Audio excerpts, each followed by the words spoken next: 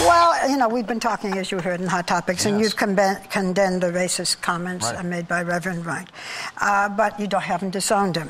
But when Don Imus made racist remarks about the Rutgers women basketball team, you said you thought he should lose his job, and you said, and I'm quoting, "There's nobody on my staff who would still be working for me if they made a comment like that about anybody or any ethnic group." What's the difference? Yeah. Well, two things. One, Reverend Wright has retired. So he is no longer the pastor of the church. So let me put this in context. I joined this church when I was 27, 20 years ago. And everybody, I think, who knows Trinity United Church of Christ, which, by the way, is a 99% white denomination, the United Church of Christ. So this is one of the few African-American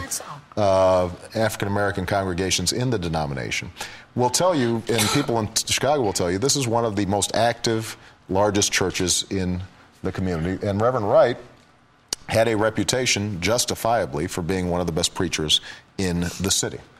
And so, on and off, during the course of these 20 years, I knew him.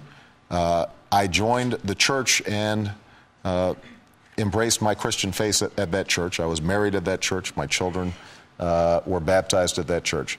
I never heard him say some of the things that I know that have upset people. Now, keep in mind, he's preaching 3 times every Sunday, and for 30 years. And I'm not vetting my pastor. I didn't have a research team during the course of these 20 years. Go pull every sermon that he's given and see if there's something offensive that he said. So just to wrap up, the statements that were made, I think, were rightly offensive. I actually think that some of them were offensive less in terms of race and more in terms of their characterization of America. And as I said in my speech in Philadelphia, what they spoke to was, I think, a brilliant man who was still caught in a time warp back in the 60s or early 70s and the 50s where he grew up and had a sense of what America was and didn't have a good enough sense of how it had changed. And that explains, doesn't excuse, but explains some of these statements.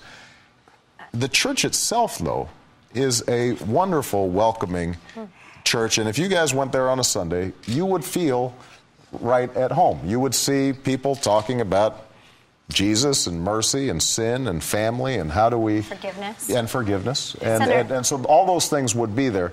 Again, that doesn't excuse what he said.